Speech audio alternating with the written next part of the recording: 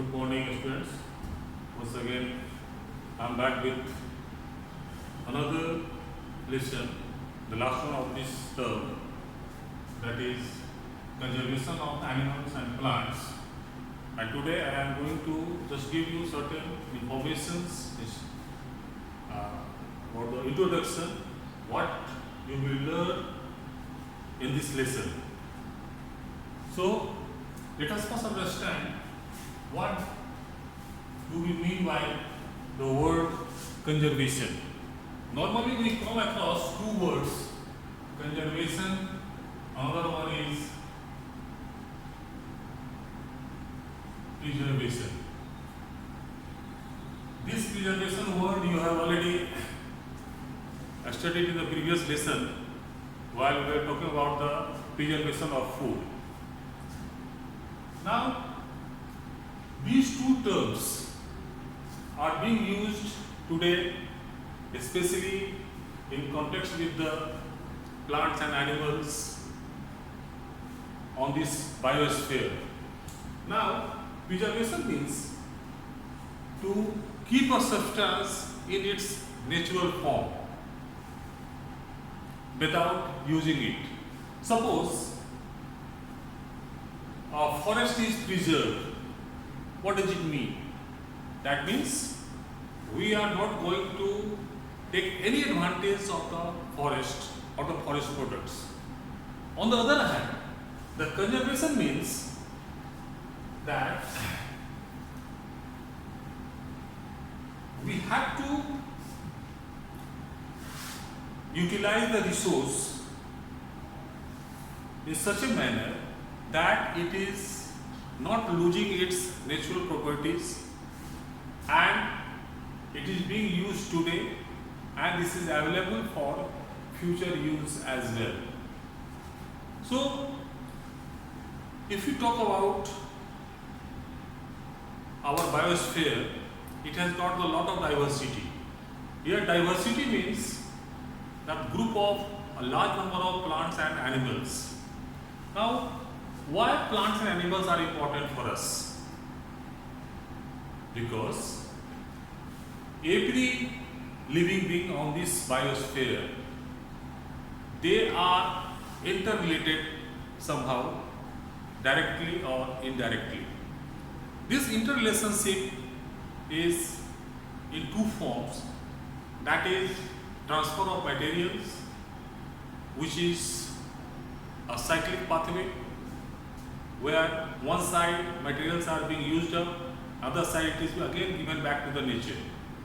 And next one is the transfer of energy, that is one-way process where energy is obtained directly from the sun by the plants and other living beings depend on plants for their food directly or indirectly and thereby they get the energy, and it is the unidirectional process. So,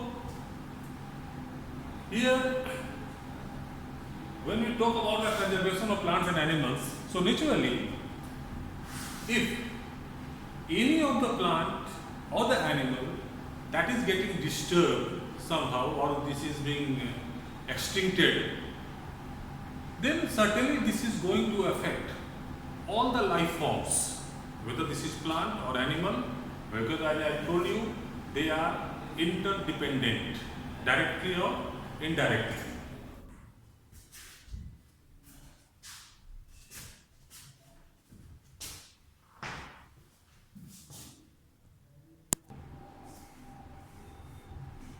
Okay, sorry for the interruption in between. So, here conservation means, as I told you, that is why and what are the basic importance of the plants and animals for every living being.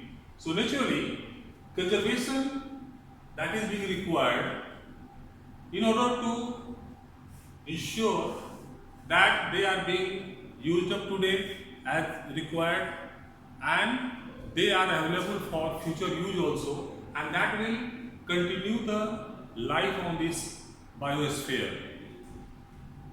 I have uttered the word biosphere several times.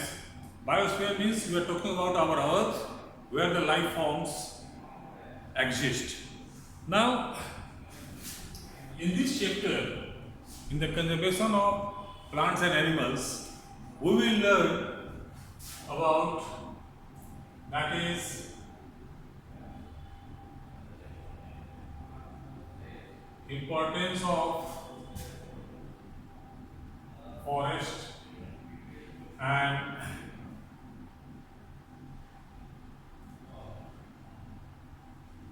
other plants.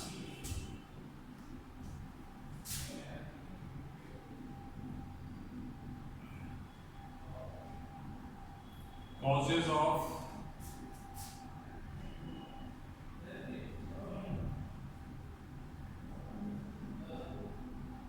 deforestation. Now, consequences of deforestation, and lastly, corrective measures. Same way, these are about the plants. Same way, for the animals also, we will learn about the importance of animals, then causes of their extinction, that they are no more will be available on this earth, then consequences of their extinction, and then the corrective measures. Now you must be having the idea that entire world today, they are more concerned about pollution and the conservation practices. Now reason is why? Because if you are disturbing one thing, just let me tell you, suppose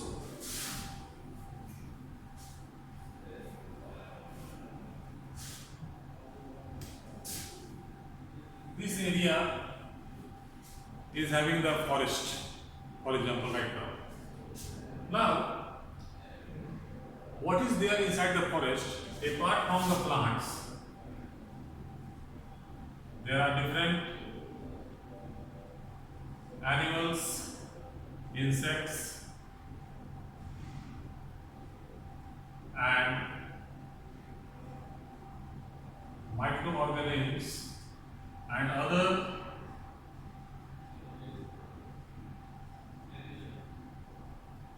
physical factors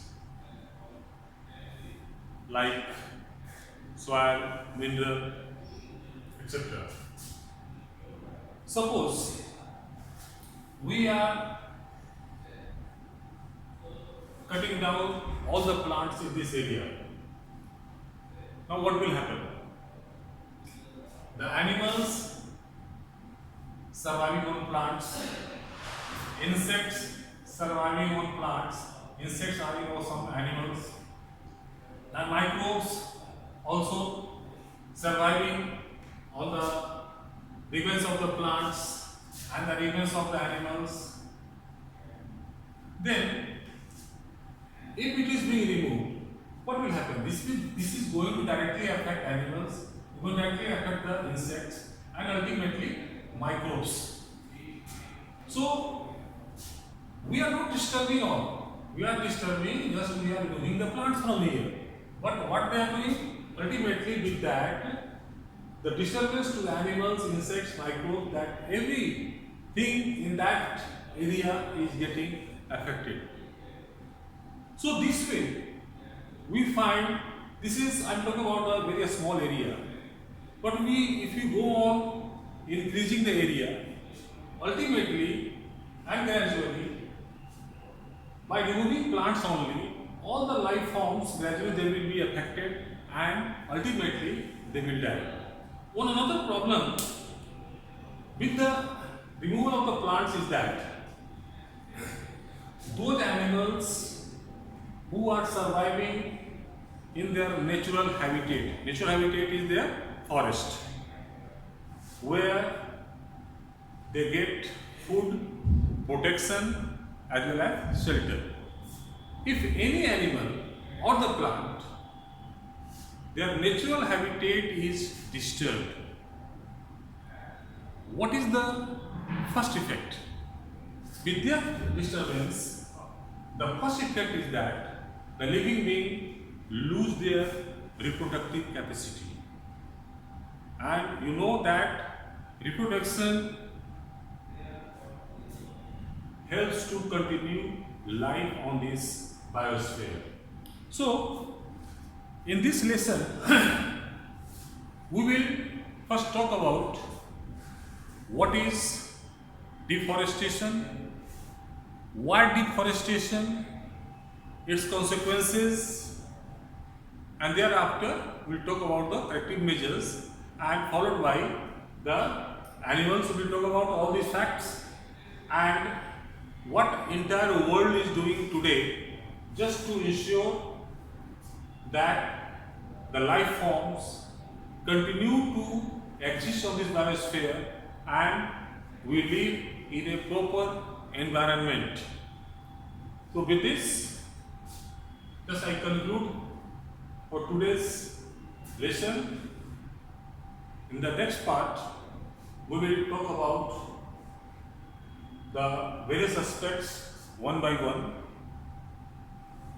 So just go through this content, go through your book, whatever available to you, go through other useful videos, and thereafter we will talk about the next part.